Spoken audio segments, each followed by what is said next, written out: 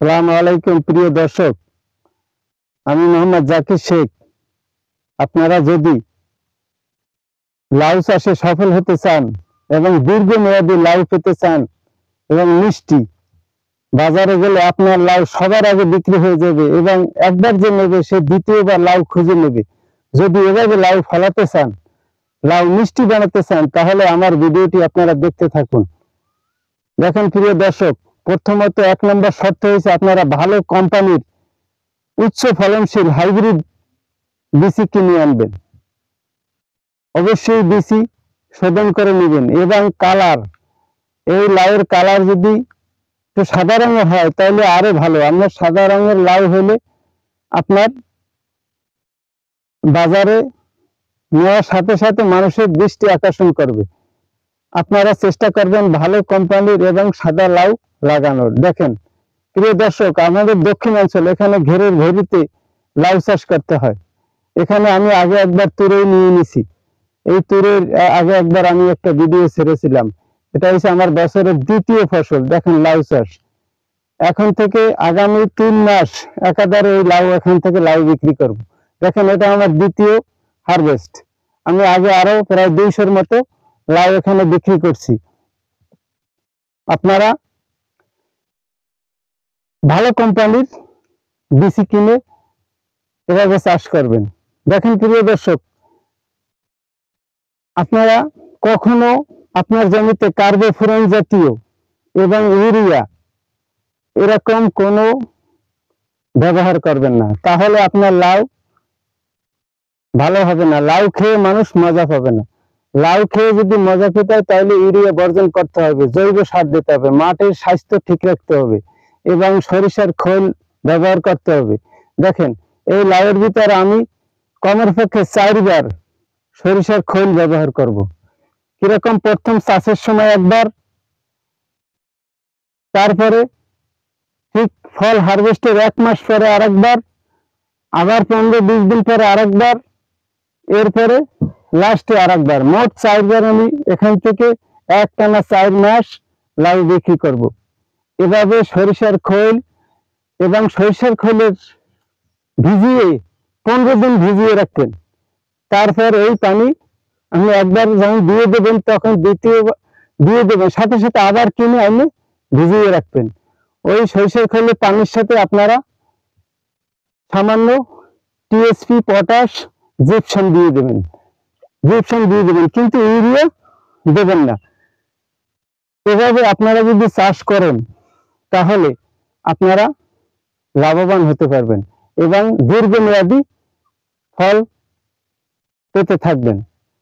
প্রিয় দর্শক, এভাবে ছালনা দিয়ে দেবেন মাটিতে। মাটিতে অনেকে করে, কিন্তু মাটিতে করলে এক সাইডের কালার ভালো হয় না। এবং মাঝে মাঝে আপনারা দেখেন, আমার এখানে কোনো কীটনাশক এখন পর্যন্ত দিই নেই, আর আশা করি দেওয়া লাগবেও না। একেবারে নিরাপদ সবজি, একেবারে বিষমুক্ত সবজি এভাবে তৈরি করবেন, তাহলে মানুষের স্বাস্থ্যের উপকার হবে, মানুষ আপনার জন্য দোয়া করবে।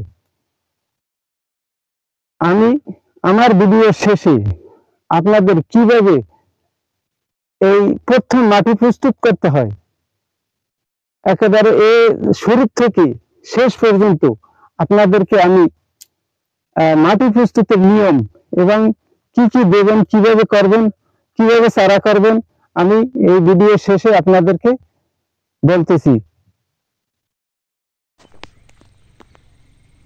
প্রিয় দর্শক, আপনাদের মাটি প্রস্তুত করার জন্য একটি পরামর্শ দেব। দেখেন মাটি কিভাবে আপনারা শুরু থেকে প্রস্তুত করবেন।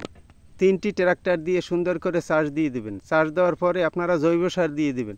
জৈব সার দেওয়ার পরে 1 দিন শুকাবেন বা 2 দিন শুকাবেন, তারপর একটু ডলসন দিয়ে দেবেন।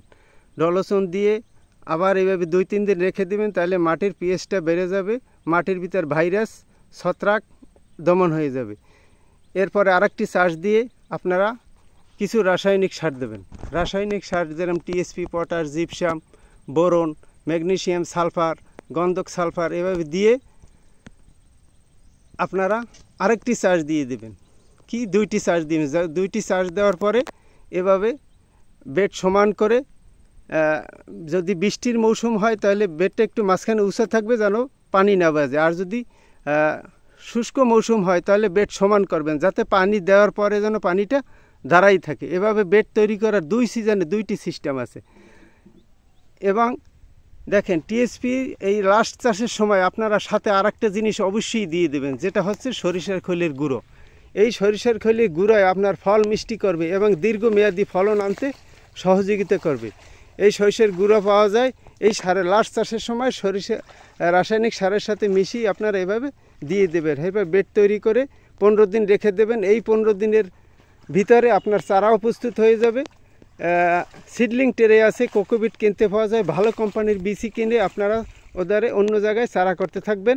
চারার বয়স যখন 15 দিন হবে, মাটির প্রস্তুত করার 15 দিন পরেই আপনি এইখানে এনে লাগিয়ে দিবেন। দেখেন চারা লাগানোর নিয়ম হচ্ছে, দেখেন কমের পক্ষে 2 হাত, 2 হাত, 2.5 হাত এভাবে আপনারা জায়গা ডিস্টেন্স রাখবেন। এর চাইতে ঘন আর লাউ লাগাবেন না। দেখেন কমের পক্ষে 2 হাত, 3 হাত দিলে আরও ভালো। এভাবে আপনারা লাউ চারা লাগিয়ে দেবেন। আপনারা ঘন লাগাইলে লাউ বেশি হয় এটা আপনার কিন্তু ভাবা যাবে না। আপনি যদি 3 হাত পর দেন ওই একই লাউ হবে, 1 হাত পর দিলেও একই লাউ হবে।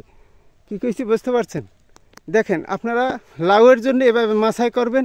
আর যারা লাউ শাক বিক্রি করবেন তারা এভাবে দেখেন মাটিতে লাউ শাক বিক্রি করার জন্য, এখানে আপনারা মাটির লাউটার নিচে কালারটা ভালো হয় না, এই জন্য আপনারা এভাবে মাটিতে দেখেন জমিনে ছালনা ছাড়া এভাবে লাউ শাক বিক্রি করার সিস্টেম করবেন, তাইলে 2টি আপনি বিক্রি করতে পারবেন।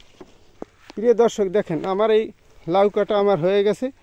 দেখেন আজকে লাউ কাটছি, আবার কালকে আবার কেটে ভাগেরহাট পাঠাবো। আমার সপ্তাহে 2টি বাজার দেখেন, কারণ এই ডিস্টেন্সে যে বাজার লাউ বড় হয়ে যায় তাই কিছু আমার পাইকারিও বিক্রি করতে হয়।